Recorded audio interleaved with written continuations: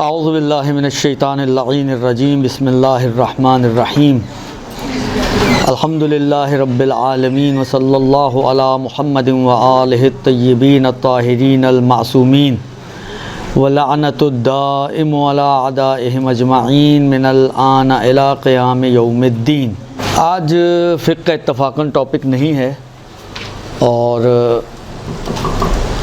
آج جو ٹاپک دیا گیا ہے مجھے وہ یہ ہے کہ آدھا حصہ جو ہے وہ مباہلے کے اوپر خرچ کیا جائے اور آدھا حصہ جو ہے وہ محرم کے اوپر خرچ کیا جائے۔ تو یہ دو ٹاپک ہیں، انشاءاللہ تھوڑی باتیں دونوں کے حوالے سے آپ کی خدمت میں پیش کرنی ہیں۔ علیکم السلام ورحمۃ اللہ۔ جہاں تک مباہلے کا تعلق ہے، ابھی آپ غدیر سے نکلی ہیں اور اگلا جو آپ کے پاس جشن ہے اہل بیت کے حوالے سے وہ مباہلے کا موقع ہے۔ مباہلے کی کہانی تو آپ سب کو معلوم ہے، اس لیے میں اس میں زیادہ وقت نہیں لگاؤں گا، اس کہانی میں اور اس واقعے میں کہ جو مباہلے کے موقع پہ پیش آیا، کس طرح نجران کے عیسائی آئے، اللہ کے رسول نے، آپ کو معلوم ہے 9 ہجری جو ہے وہ سنۃ الوفود کہلاتا ہے، وفدوں کا سال، کیونکہ اللہ کے رسول نے فتح مکہ کے بعد مختلف ملکوں میں، مختلف جگہوں پر مختلف بادشاہوں کو اور مختلف حکمرانوں کو اسلام کی دعوت دی تھی، اور مختلف کیا کہتے ہیں، اس دعوت کے نتیجے میں جگہ جگہ سے لوگ آئے تھے رسول خدا سے بات چیت کرنے، دیکھنے کہ کس چیز کا پیغام ہے۔ اسی طرح نجران کے جو بادشاہ تھا اس کو بھی جب ایک خط ملا، جو عیسائی مذہب کے تھے یہ لوگ، تو اس نے ایک ڈیلیگیشن بنا کے بھیجا جس میں علماء بھی تھے، جس میں سفراء بھی تھے، جس میں انٹلیکچوئل قسم کے افراد بھی تھے جو رسول خدا کی خدمت میں آئے، اور مقصد ان کے آنے کا یہ تھا کہ وہ آ کر یہ دیکھیں کہ رسول خدا کس دین کی دعوت دے رہے ہیں، کیا پیغام ہے رسول خدا کا، اسلام کیا ہے، اس کے بارے میں معلومات کرنے کے لیے بادشاہ نے اس ڈیلیگیشن کو بھیجا تھا۔ اب میں لمبی چوڑی کہانی میں نہیں جانا چاہ رہا ہوں، لیکن شارٹلی یہ کہ جب یہ لوگ پہنچے ہیں رسول خدا کی خدمت میں، اور جب ان سے رسول خدا نے بات چیت شروع کی تو ان کے جو ما فی الضمیر باتیں تھیں، انہوں نے اپنی باتوں کا اظہار کیا، اور جناب عیسیٰ کے خدا کا بیٹا ہونے کی دلیلیں پیش کیں۔ تو اس کے مقابل میں اللہ کے رسول نے ان کے لیے آیات پیش کی، جو آیات نازل ہوتی تھیں، اور ایٹ دا اینڈ وہی والی بات ہے کہ اگر عیسیٰ صرف باپ نہ ہونے کی وجہ سے اللہ کا بیٹا ہو سکتا ہے تو آدم تو اس سے زیادہ سزاوار تھے کہ وہ خدا کے بیٹے ہوتے، اس لیے کہ نہ ان کے باپ تھے نہ ان کی ماں تھی، تو وہ تو زیادہ سزاوار تھے اس بات کے۔ خلاصہ یہ کہ جب وہ جس کو کہتے ہیں نا سٹک ہو گئے، نہ یہ مان رہے ہیں، ظاہر بات ہے رسول خدا تو آپ کو پہلے بھی میں نے عرض کیا ہے کہ یہ مسئلہ جو دین کا مسئلہ ہے، عقیدے کا مسئلہ ہے، اس پہ یہ کمپرومائز کرنے والی چیزیں نہیں ہوتی۔ ہمارے یہاں تو اتحاد کی باتیں کی جاتی ہیں، جی اتحاد کریں، اور اتحاد کا سارا نزلہ جو ہے وہ ہم شیعوں پر ہی پڑتا ہے، کبھی بھی اتحاد کا نزلہ سنیوں پہ نہیں پڑا، کبھی بھی انہوں نے اپنی کسی بھی نظریے کو پیچھے نہیں کیا، ہم اپنے نظریوں کو پیچھے کر کے کہتے ہیں جی اتحاد کریں گے ہم، تو یہ تو خیر اتحاد، اس کو پتہ نہیں کیسے اتحاد کا نام دیا جاتا ہے، لیکن عقیدہ کبھی بھی کمپرومائز نہیں کیا جاتا۔ عقیدے کے مرحلے میں جب بھی رسول خدا کے مقابل میں لوگ آئے ہیں تو رسول خدا کا ایک ہی موقف ہے، لکم دینکم ولی دین، ماننا ہے تو مان لو، نہیں ماننا تو تم اپنے دین پر، ہم اپنے دین پہ، ہم کمپرومائز نہیں کریں گے کہ ہم کچھ تمہاری، کہا تھا رسول خدا سے لوگوں نے کہ بھائی چلیں ہم آپ کے بھی مان لیتے ہیں، آپ بھی ہمارا مان لیں۔ اتحاد تو اگر اتنا ہی مطلوب ہوتا ہے اتحاد، میں سمجھتا ہوں کہ بہترین موقع تھا رسول خدا کے لیے اتحاد قائم کرنے کی، مثال قائم کرنے کے لیے، جس طرح انہوں نے صلح حدیبیہ کر کے ایک مثال بنائی اور اس کو صلح امام حسن کے لیے ایک نمونہ بنا دیا، اور امام حسن مجتبیٰ نے بھی اپنی صلح کو جو ہے وہ تشبیہ دی ہے امام پیغمبر کی صلح حدیبیہ سے، تو پیغمبر کے پاس تو بہترین موقع تھا، ایک اتحاد کا لیکچر بھی دیتے اور اتحاد قائم بھی کر لیتے کہ چلو ٹھیک ہے جی، کچھ تمہاری سنی جائے گی، کچھ ہماری سنی جائے گی، چلو تم اتنے پہ تو راضی ہو گئے کہ تم ہمارے کو مانو گے، اگر ہم تمہارے کو بھی مان لیں گے تو، یا تمہارے کو برا بھلا کہنا چھوڑ دیں گے تو یہ تو اس سے بہتر اور کیا اتحاد ہو سکتا تھا؟ لیکن اللہ کے رسول نے تو نہیں کیا اتحاد وہاں پہ بھی، کہا لکم دینکم ولی دین۔ اتحاد عقیدے چھوڑنے کا نام نہیں ہوتا، اتحاد اپنے عقیدے کو رون دینے کا نام نہیں ہوتا۔ اب وہ کچھ باتیں ایسی ہیں کہ میں یہاں پہ بول بھی نہیں سکتا نا، مشکل یہ ہے، نہیں کاٹ کیا دیں گے یہ مجھے ہی نہ کاٹ دیں، درست، اس لیے میں نہ ہی بولوں تو اچھا ہے بھیا، تو حفظ جان واجب ہوتی ہے۔ عرض خدمت یہ ہے کہ اتحاد، جس اتحاد کی یہ لوگ باتیں کرتے ہیں اس کو اتحاد نہیں کہتے ہیں، یہ اتحاد نہیں، یہ کمپرومائز ہے۔ صرف آپ صرف ان کی باتیں مان رہے ہو، اپنا کچھ بھی نہیں منوا پا رہے ہو، اتحاد یہ نہیں ہوتا۔ وہ اتحاد میں یہ ہوتا ہے گیو اینڈ ٹیک ہوتا ہے نا، صرف گیو ہی گیو تھوڑی ہوتا ہے۔ ہمارے جتنے بھی آپ اتحاد کی جتنی بھی داستانیں اس وقت مارکیٹ میں گھوم رہے ہیں، آپ اٹھا کے دیکھ لیں کون سا گیو اینڈ ٹیک ہے وہاں پر۔ وہ ہمیں بولتے ہیں یہ نہ کرو، یہ نہ یہ کرو، یہ نہ کرو، آپ بھی آگے بڑھ کے بولیں کہ یہ بھی کرو، یہ بھی کرو، یہ بھی کرو، وہ تو نہیں کرتے، ہم پھر بھی اتحاد کے چکر میں پڑے ہوئے ہیں۔ اسی اتحاد کے چکر میں ہم نے اپنے دین کا بیڑا غرق کر لیا، ہم نے اپنے عقیدوں کو تبدیل کر لیا، ہم نے اپنے بچوں سے اپنے عقیدے چھپانے شروع کر دیے۔ یہ کون سا اتحاد ہے بھائی؟ خیر، تو عقیدے کے اندر اتحاد نہیں ہوتا ہے، اس میں دو ٹوک ہے۔ اسلام کا نظریہ لکم دینکم ولی دین، تم اپنے دین پر، ہم اپنے دین پر، دین جو ہے اس کے اوپر کمپرومائز نہیں کیا جا سکتا۔ تو اللہ کے رسول جب اسٹک ہو گئے تو آیت نازل ہو گئی، فمن حاجک فیہ من بعد ما جاءک من العلم فقل تعالوا ندعو ابناءنا وابناءکم ونساءنا ونساءکم وانفسنا وانفسکم ثم نبتہل فنجعل لعنۃ اللہ علی الکاذبین۔ اے رسول ان کو مباہلے کی دعوت دے دو۔ خلاصہ اس آیت کا ترجمہ تو نہیں کر رہا ہوں، خلاصہ ان کو بولو اپنی عورتیں لے کر آئیں، تم اپنی عورتیں لے جاؤ، ان کو بولو اپنے بچے لے کر آئیں، تم اپنے بچے لے جاؤ، ان کو بولو اپنے نفسوں کو لے کر آئیں، تم اپنے نفس لے جاؤ، اور پھر مباہلہ کرو، اور خدا جو ہے جھوٹوں پر لعنت کرے گا، خدا کی لعنت ہوگی جھوٹوں پر۔ ٹھیک ہے جی، یہ اللہ کے رسول نے، دیکھیں یہاں پہ بھی دو ٹوک بات ہے، یہاں پہ بھی کوئی کمپرومائز کی بات نہیں کی کہ اللہ کے رسول نے کہا کہ چلو یار بیٹے والا اللہ مان رہے ہو، چلو مان تو رہے ہو، اگرچہ ہمارے عقیدے کے خلاف ہے لیکن چلو نہیں، ماننا ہے تو وہ مانو جو میں کہہ رہا ہوں، ایسا نہیں چلے گا کہ جو تم کہہ رہے ہو وہ ہم مانیں، جو ہم جب ہم حق پر ہیں تو ہم کیوں پیچھے ہٹیں؟ جب ہم حق پر ہیں تو ہم اپنے قدم پیچھے کیوں ہٹائیں؟ اگر دل میں چور ہو تو انسان پیچھے ہٹتا ہے، یعنی اتنی سینس یقین مانے، میں سمجھتا ہوں بعض چیزوں کو اس مباہلے کو اگر ہم دیکھیں تو یعنی بعض جگہ پر مسلمانوں سے بہتر نظر آتے ہیں وہ عیسائی، ان کی فہم، ان کی سمجھ، ان کی معرفت بعض مسلمانوں سے بہتر نظر آتی ہے۔ اتنی سینس ان عیسائیوں کو ہے کہ جب انہوں نے کہا تھا کہ یہ دیکھنا رسول خدا لے کر کس کو آئیں گے، اگر اپنے اہل بیت کو لے کر آئے اس کا مطلب ہے یہ حق پر ہیں، یہ ان کو بھی سمجھ میں آ رہا ہے، اور ہم اہل بیت کو ماننے والے، اہل بیت کو چاہنے والے، اب تو اہل بیت کی ماننے اور چاہنے کا دائرہ بہت وسیع ہو گیا ہے۔ ایک زمانہ تھا صرف شیعہ اس انداز سے مانتے تھے، اب تو ماشاءاللہ اہل سنت بھی ہر چینل پہ بیٹھے اہل بیت کر رہے ہوتے ہیں، تو ایک وسیع دائرے میں آ گئے نا اہل بیت کے ماننے والے اور اہل بیت کے چاہنے والے۔ حالانکہ وہ ایک بحث ہے کہ یہ ماننا اور یہ چاہنا، کیسا ماننا اور چاہنا، یہ ایک الگ بحث ہے، لیکن ابھی میں ظاہری اعتبار سے بات کر رہا ہوں۔ تو ان کی سمجھ میں یہ بات نہیں آ رہی، ان کی سمجھ میں آ رہی ہے کہ یہ حق پر ہو سکتے ہیں اگر اہل بیت ان کے ساتھ ہیں، تو ہم اہل بیت کو ساتھ دیکھنے کے باوجود جو ہے وہ کمپرومائز کی باتیں کرتے ہیں۔ لہٰذا کہنے کا مقصد صرف اتنا ہے میرا کہ یا بعض جگہ پہ جو بعد میں ابھی جملے عرض کرتا ہوں آپ کی خدمت میں کہ عیسائیوں نے جب دیکھے چہرے تو کیا کہا تھا، وہ ساتھ اٹھنے بیٹھنے والے مسلمانوں کی سمجھ میں نہیں آیا کہ یہ کیسے چہرے ہیں، یہ کیسے نور ہیں؟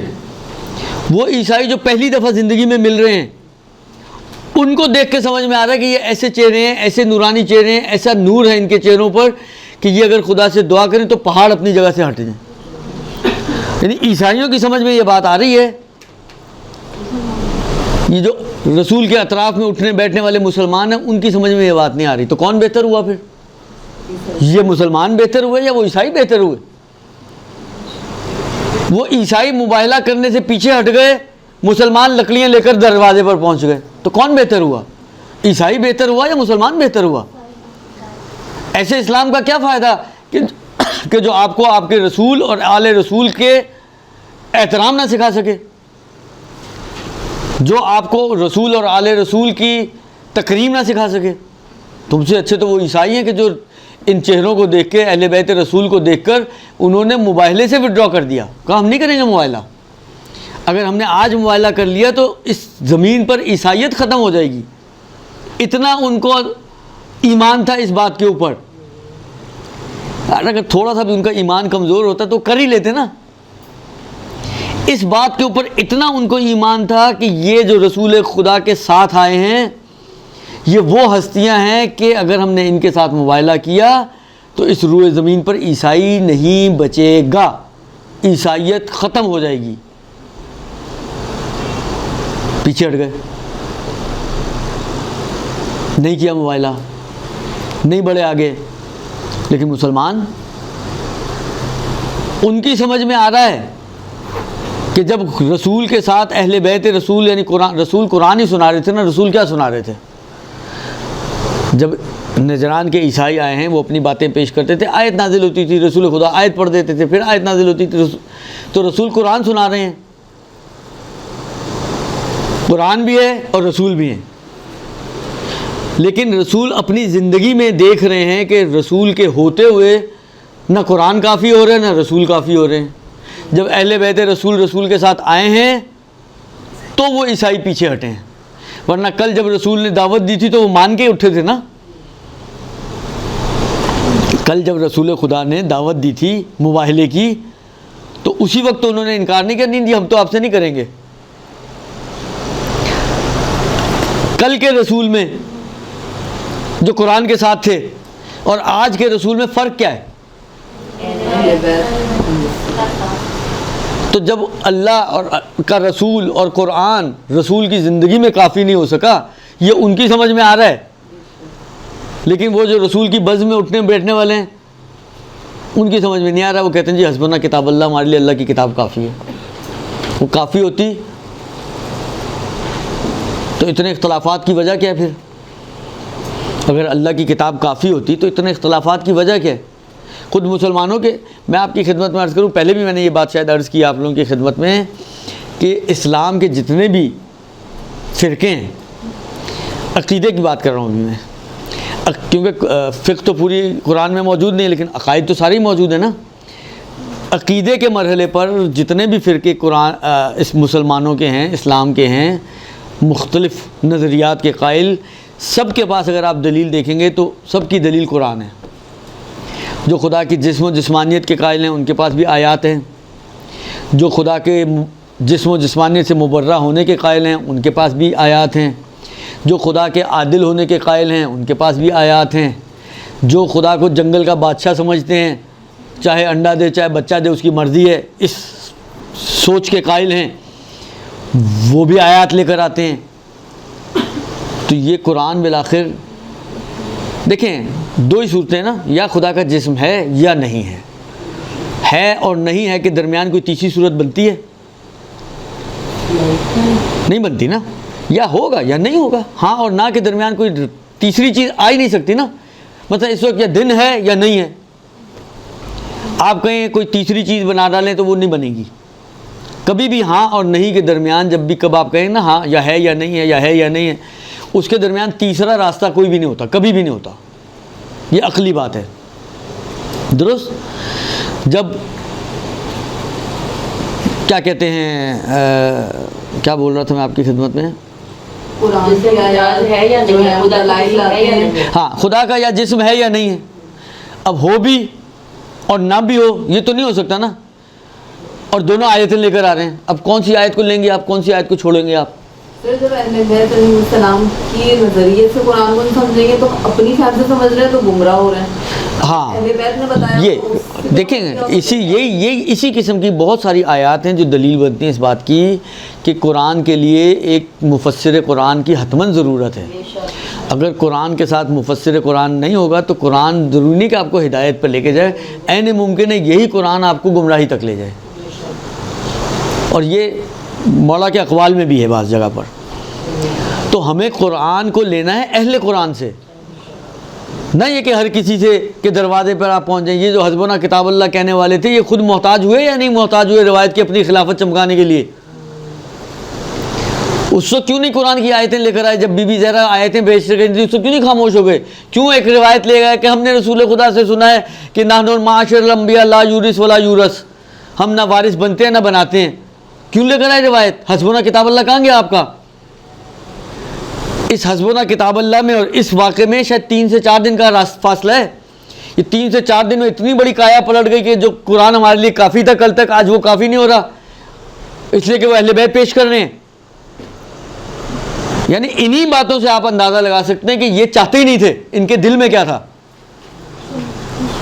یہ جو حرکتیں ہیں نا, دیکھیں بہت مرتبہ انسان کی حرکتیں انسان کے نظریات اور اس کی سوچ کی عکاس بنتی ہیں. آپ کسی کے لیے کیا کر رہے ہو, آپ کسی کے ساتھ کیا رویہ اختیار کر رہے ہو, اسی سے آپ کے ذہن کی جو عکاسی ہوتی ہے کہ آپ اس کے بارے میں چاہتے کیا ہو وہ پتہ چل جاتا ہے انسان کو. آپ حسبنا کتاب اللہ کا دعویٰ کر کے 4 دنوں میں اتنی بڑی آپ نے اتنا بڑا یو ٹرن آپ نے لے لیا کہ وہ جو کتاب خدا کافی تھی, 4 دن بعد آپ وہ کتاب پیش کر رہی تو آپ روایتیں لے کر آ رہے ہو, وہ بھی ایسی روایت کہ جس کا نہ کوئی سر ہے اور نہ کوئی پیر ہے. آپ کے پاس بھی, یعنی ہمارے استاد ایک جملہ کہا کرتے تھے, کہتے ہیں دیکھیں خدا بعض اوقات ایسی انسان کو غافل کرتا ہے. یار انہوں نے کتنی روایتیں ہیں جو گڑھی ہیں, ان کی فیکٹری کتنی تیزی سے کام کی ہے, کتابیں لکھی ہوئی ہیں, آپ جا کے پڑھیں. ایک آدمی آگے بڑھ کے اس نے اس کی حمایت نہیں کی کہ ہاں ہم نے بھی رسول خدا سے سنا ہے. وہ اکلوتا رہ گیا بولنے والا کہ میں نے, ورنہ وہی والی بات ہے 4 6 8 10 آوازیں نکل آتی تو آٹومیٹکلی بات میں وزن پڑ جاتا ہے نا, کہ یار یہ بھی بول رہا ہے, یہ بھی بول رہا ہے, وہ بھی بول رہا ہے, وہ بھی بول رہا ہے, ادھر سے بھی آواز آ رہی ہے, کسی ایک نے حامی نہیں بھری. یہ ہے خدا کا کام. یہ ہے خدا کا کام کہ خدا ایسا غافل کر دیتا ہے بعض اوقات کہ ان کو دیکھیں جو بیٹھ کے خلافت کو غصب کر رہے ہیں تو ان کو کتنی دینداری ہوگی ان کے پاس, جھوٹ ان کے لیے کیا ہوگا. یہ روایت بھی گڑی ہوئی روایتی تھی, رسول خدا نے فرمایا تو نہیں ہے. جب ایک گڑھ سکتے ہیں تو 4 اور بھی بول سکتے تھے, نہیں کی کسی نے حمایت. اس کے اوپر ایک تانا جو دیا جاتا ہے اس روایت پر, وہ یہی دیا جاتا ہے کہ اس کا راوی ایک ہی شخص ہے منفرد. یعنی رسول خدا نے اسی کے کان میں جا کے کہا تھا کہ بیٹا یہ یاد رکھنا, تمہیں ضرورت پڑنے والی ہے. ایسا تھوڑی ہوتا ہے کوئی. خلاصہ کلام یہ کہ یہ آئے موبائلے کی دعوت دی, لیکن اس وقت انہوں نے نہیں کہا کہ ہم نہیں کریں گے موبائلہ. کب کہا؟ جب اہل بیت کو دیکھا, یعنی جب قرآن کے ساتھ اسی لیے رسول خدا نے فرمایا انی تارکن فیکم الثقلین, 2 چیزیں چھوڑ کے جا رہا ہوں. اس لیے کہ خالی قرآن کافی نہیں ہے. کافی ہوتا تو یقین مانے نہ رسول کی ضرورت ہوتی نہ اہل بیت رسول کی ضرورت ہوتی. پروردگار عالم یہ قرآن کسی اور ذریعے سے ہم تک پہنچا دیتا. اگر خالی قرآن کافی ہوتا تو خالی قرآن کافی ہوتا, اتنے سارے فرقے نہیں وجود میں آتے مسلمانوں کے جن کے سب کے پاس کوئی نہ کوئی آیت موجود ہے. ہاں والا بھی حق پہ ہو, نہ والا بھی حق پہ ہو, یہ تو نہیں ہو سکتا نا. جو کہہ رہے خدا کا جسم ہے وہ بھی صحیح کہہ رہا ہو, اور جو کہہ رہا خدا کا جسم نہیں ہے وہ بھی صحیح کہہ رہا ہو. یہ کیسے ہو سکتا ہے؟ اس کا مطلب یہ ہے کہ کوئی ایک حل ہونا چاہیے اس قسم کی آیتوں کا, اور وہ حل پیش کرنے والے وہی ہیں کہ جو اہل بیت رسول ہیں.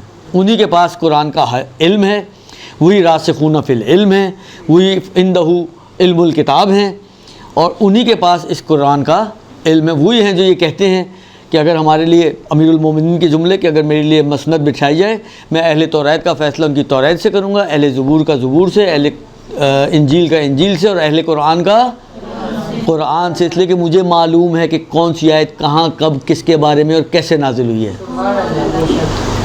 یہ دعویٰ علی کر سکتا ہے یا اولاد علی کر سکتی ہے، یہ کسی اور کے لیے یہ دعوے نہیں ہیں، درست؟ لہٰذا جب وہ طے ہوا خلاصہ، اگلے دن آئے رسول خدا لے کے پہنچے۔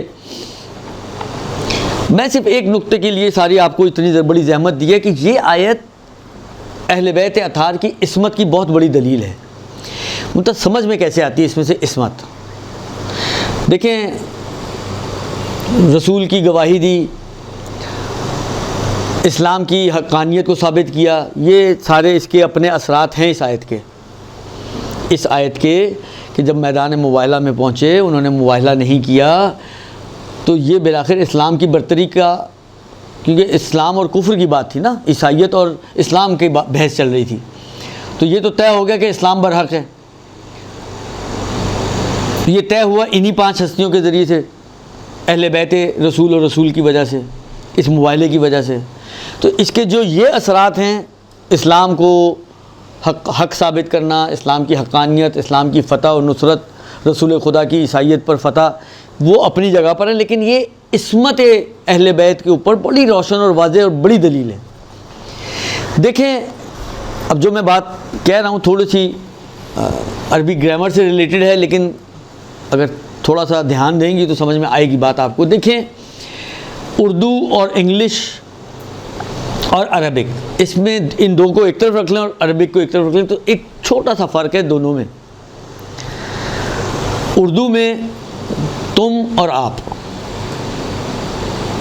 تم کس کے لیے استعمال ہوتا ہے؟ آپ بڑی ہو گئی ہیں، ایک کے لیے، سنگولر کے لیے، درست؟ اب وہ چھوٹا ہو یا بڑا ہو، آپ اپنی ایج فیلو کو بھی تو تم بولتے ہو نا، وہ چھوٹا تو نہیں ہوتا، سنگولر کے لیے استعمال ہوتا ہے، ٹھیک ہے؟ اور آپ پلورل کے لیے استعمال ہوتا ہے۔ اسی طرح انگلش میں بھی سنگولر ہے اور پلورل ہے، اور فارسی میں بھی ایسا ہی ہے، سنگولر ہے اور پلورل ہے۔ بہت سی زبانوں میں ایک اور ایک سے زیادہ، اب وہ ایک سے زیادہ 2 سے شروع ہوتا ہے اور جہاں تک بھی جائے وہ پلورل ہیں سارے، یعنی 2 اینڈ ابو پلورل ہیں، اور 2 سے نیچے آئیں تو ایک ہے، وہ ہے سنگولر۔ لیکن عربی زبان میں ایسا نہیں ہے۔ عربی زبان میں سنگولر اور پلورل کے درمیان میں ایک صیغہ آتا ہے، 2 کے لیے الگ صیغہ ہے، اس کو تثنیہ کا صیغہ بولتے ہیں۔ تثنیہ یعنی 2، سنگولر۔ مثلا عربی زبان میں اگر آپ دیکھیں، مثلا فرض کریں کا یعنی تم، کم یعنی تم سب، لیکن کا اور کم کے درمیان کما آتا ہے، یعنی تم دونوں۔ وہ ایک، ہم فیہا خالدون، ہم یعنی وہ سب، اور ہم کے درمیان آتا ہے ہما، یعنی وہ دو تم دو۔ تو 2 کے لیے ایک الگ صیغہ آتا ہے جس کو ہم تثنیہ کا صیغہ بولتے ہیں۔ آ رہی سمجھ میں بات؟ بس عربک میں 1 کے لیے سنگولر کا، 2 کے لیے تثنیہ کا، اور پھر 2 سے زیادہ 3 اینڈ ابو کے لیے جمع کا صیغہ استعمال ہوتا ہے، پلورل کا صیغہ۔ بس 2 کے لیے الگ صیغہ ہے، یہ ایک بات ذہن میں رکھیں۔ دوسری بات یہ کہ آیے مباہلہ میں یہ جو آیا ہے کہ تم اپنی عورتوں کو لے کر آؤ، نساءنا و نساءکم و ابناءنا و ابناءکم و انفسنا و انفسکم، نساء جمع کا صیغہ ہے،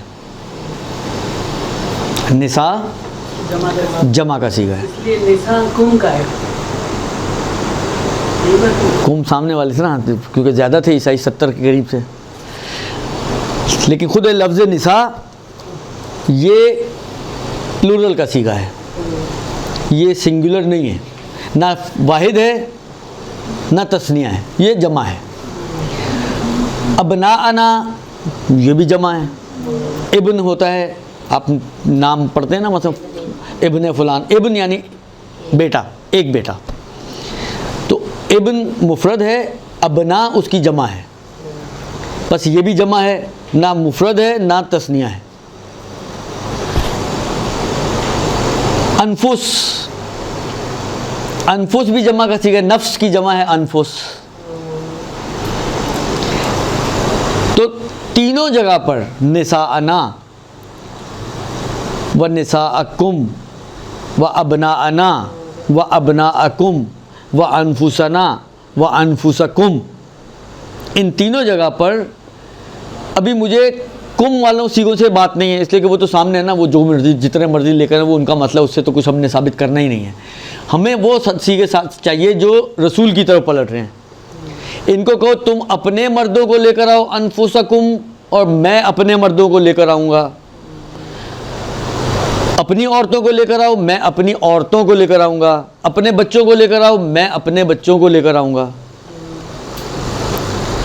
میں یعنی رسول کی طرف اگر ہم آ جائیں تو نہ رسول بچوں میں 3 بچے لے کر گئے منیمم, کیونکہ منیمم جو ہے جمع وہ 3 سے شروع ہوگا نا, نہ بچوں میں 3 لے کر گئے, نہ عورتوں میں 3 لے کر گئے, نہ مردوں میں 3 لے کر گئے. تو اللہ میاں کو عربی کی کمی پیش آ گئی تھی کوئی, یا اللہ کو سیغے نہیں معلوم تھے, یا کیا مسئلہ تھا کہ اللہ نے جو ہے وہ اتنا بڑا یعنی 3 والا سیغہ استعمال کیا, جبکہ خدا کو تو پتہ نا لے کے کس کو جانا ہے.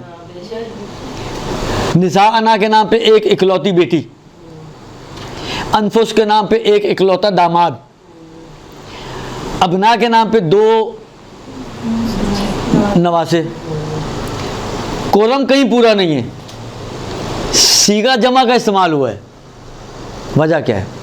ان کے پاس کوئی دوسرا ہے صرف وہی ہے نا جو کنٹینیوس چلے گا نا جی, آگے آنے والے تو تھے نہیں, اس وقت واحدہ میں تو صرف وہی تھے نا. ابھی جو لے کے جانے ہیں, ابھی آنے والوں کو تھوڑی لے کے جائیں گے ابھی سے. ان کے علاوہ کوئی نہیں, جو وہ اس وقت موجود تھے اہل بیت علیہ السلام بیوی کے علاوہ کوئی. اہل بیت تو نہیں کہا نا, یہ تو نہیں کہا اے رسول ان کو بولو یہ اپنے مردوں بچوں عورتوں کو لے کر آئیں, تم اپنے اہل بیت کو لے جاؤ, یہ تو نہیں کہا.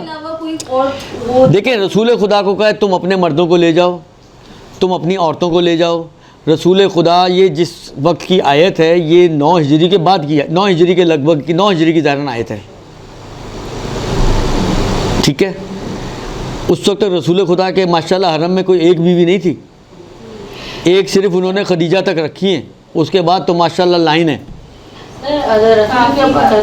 آپشن تھا لیکن وہ یہی لے کر گئے, مطلب یہ ثابت کیوں؟ سوال یہ ہے کہ کورم تو پورا کرتے, کافی تھی کورم تو پورا کرنا چاہیے تھا نا.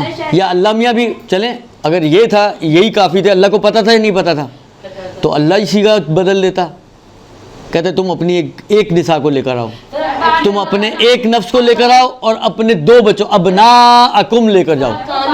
شامل ہو جاتے ہیں, بعد میں اور شامل ہو جاتے ہیں, مطلب آپ کی جب اور تو جب اگر آپ سیغہ ہی مفرد کا لاتے تو اور کہاں سے شامل ہوتے ہیں؟ روایات لگا دیتے ہیں تو اس بھائی یہ تو ابھی بھی آ سکتے ہیں, اور بھائی وسعت ہو تو اور آتے ہیں نا, جب وسعت ہی نہیں ہوگی تو اور کہاں سے آئیں گے؟ اہل بیت کو ریپرزینٹ کروایا تھا جو رسول خدا. اب میں بتا دیتا ہوں, جو ٹائم اتنا نہیں ہے میرے پاس. عرض یہ ہے کہ رسول خدا کو اللہ, دیکھیں میں آپ کو پہلے ایک مثال دوں. چلیں آپ بہت بڑی business man who, business chair person who کسی کمپنی کی, ٹھیک ہے, اور بہت بڑا بزنس ہو آپ کا, لاکھوں کروڑوں کی رولنگ ہو آپ کی. اچھا نارملی ایسے لوگ سیٹ چھوڑتے نہیں ہیں, اگر کہیں نکلنا پڑے, فرض کریں آپ کو کہیں نکلنا بھی ہے اور کچھ پیمنٹس بھی کرنی ہے جو آپ کے پیچھے ہونے والی ہیں, اور کیا کرے گا انسان؟ خاص بندوں کو ریپرزینٹ جائے گا جو ریلائبل ہو, بہت بھروسہ مند آیا. اس میں بھی وہ کوشش یہ کرے گا کہ چیک پہ لکھ کے دے کے جائے کہ یہ فلانے کا چیک ہے, کراس چیک ہے, اتنی اماؤنٹ ہے, تاکہ اس میں کوئی ہیرا پھیری نہ ہو سکے. صحیح ہے. لیکن اگر فرض کریں کہ اگر کوئی بندہ جاتے ہوئے اپنی پوری چیک بک سائن کر کے بلینک چیک جو ہے وہ کسی کے حوالے کر جائے, اس کا مطلب کیا ہے؟ کتنا, کس لیول کا بھروسہ ہے؟ اندھا, یعنی وہ اپنی طرح اس کو سمجھتا ہے. بالکل جتنا میں اپنے آپ پہ بھروسہ کرتا ہوں اتنا ہی میں اس کے اوپر بھروسہ کرتا ہوں. یہ کام کیا ہے خدا نے رسول کے ساتھ. سبحان اللہ. یہ کام کیا خدا نے رسول کے ساتھ. جتنا خدا کو اپنی ذات پہ بھروسہ نا کہ اگر میں چننے پر آؤں تو میں کیا چنوں گا, سبحان اللہ. وہ کام کیا ہے اللہ نے اپنے رسول کے ساتھ. بلینک چیک دیا ہے. دیکھو جتنی لے کر آ سکتے ہو نا, جتنے مرد لا سکتے ہو لے آؤ, جتنی عورتیں لا سکتے ہو لے آؤ, جتنے بچے لا سکتے ہو لے آؤ. بچوں کی بھی کوئی کمی نہیں تھی, محلے کے 10 بچے اور پکڑ لیتے. بچے تو معصوم ہی ہوتے ہیں ویسے ہی, اگر بڑے خبیث بھی ہوں تو بچے تو پھر بھی معصوم ہی ہوتے ہیں. خیر سانپ کا سپولا بھی سانپ ہی ہوتا ہے, لیکن کہنے کا مقصد یہ ہے کہ اللہ کو اتنا بھروسہ ہے اپنے حبیب پہ کہ یہ کسی نااہل کو شامل نہیں کرے گا. جو اہل ہوگا صرف اسی کو لے کر جائے گا.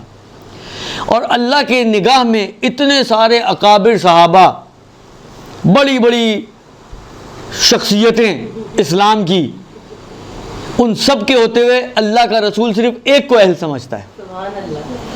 اتنی خواتین جو بیچ میں ہر وقت گھسنے کے چکر میں رہتی ہیں, کبھی چادر کے اندر گھسنے کے چکر میں رہتی ہیں, کبھی کہیں کبھی کہیں, اس کے باوجود اللہ کا رسول ایک عورت ہے جس کو اہل سمجھتا ہے.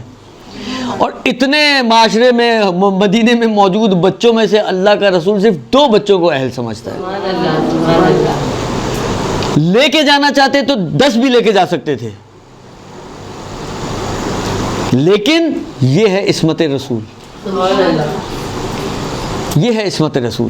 خدا کو اتنا بھروسہ ہے کہ یہ کسی بھی نااہل کو جو اس قابل نہیں ہے وہ اس کو اپنے ساتھ لے کر نہیں جائے گا.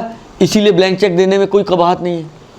لہذا اللہ نے اپنے رسول کو ایک بلینک چیک دیا کہ اے رسول جس کو لے کے جانا لے جاؤ.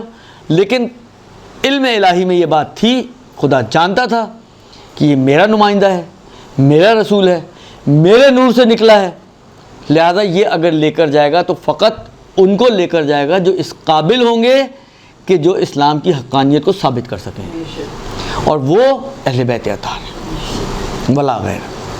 تو یہ اس اعتبار سے عصمت رسول کی بہت ہی روشن اور بہت ہی بڑی دلیل ہے, جس کی طرف اکثر ہماری نگاہیں اور توجہات نہیں ہوتی ہیں کہ یہ عصمت پر دلالت کرتی ہے. اتنا بڑا بلینک چیک دے دیا اللہ کے رسول کو کہ جس کو لے کے جانا لے جاؤ. اسی لیے وہ کہتے, جو عیسائی تھے, جو علماء تھے ان کے ساتھ راہب وغیرہ, انہوں نے یہی کہا تھا کہ دیکھو لے کر کس کو آتے ہیں, مباہلہ کرنا ہے یا نہیں کرنا اس کا فیصلہ اس بات پر ہوگا کہ یہ لے کر کس کو آتے ہیں. اگر یہ گھر والوں کو لائے تو قطعاً مباہلہ نہ کرنا, اور اگر یہ اپنے اصحاب کو لے آئے تو بلا خوف و خطر مباہلہ کر لینا. اچھا رسول کے پاس یہ بھی چانس تھا کہ ایک دفعہ فارغ ہی ہو جاتے, لیکن بالآخر اسلام بھی تو بچانا تھا نا. رسول کو فارغ نہیں کرنا تھا, اسلام بچانا تھا. مین کام رسول کا اسلام بچانا تھا. اس لیے اللہ کے رسول نے ان کو چنا کہ جو اس قابل تھے, جو نور الہی سے جن کی خلقت ہوئی ہے, اور جو اسی اول ما خلق اللہ نوری سے نکلنے والے انوار, انہی 5 کو لے کر گئے, 4 کو اپنے ساتھ. اور جب یہ 5 ہستیاں جمع ہوئیں تو عجیب جملہ ہے تاریخوں میں ان راہبوں کا کہ ہم ایسے چہروں کو دیکھ رہے ہیں کہ اگر یہ پہاڑ کو اشارہ کریں تو پہاڑ اپنی جگہ سے ہٹ جائیں. یعنی واقعاً کمال معرفت تھی ان لوگوں کو ان انوار کی, جو ان اطراف میں اٹھنے بیٹھنے والے مسلمانوں کو نہ ہو سکی.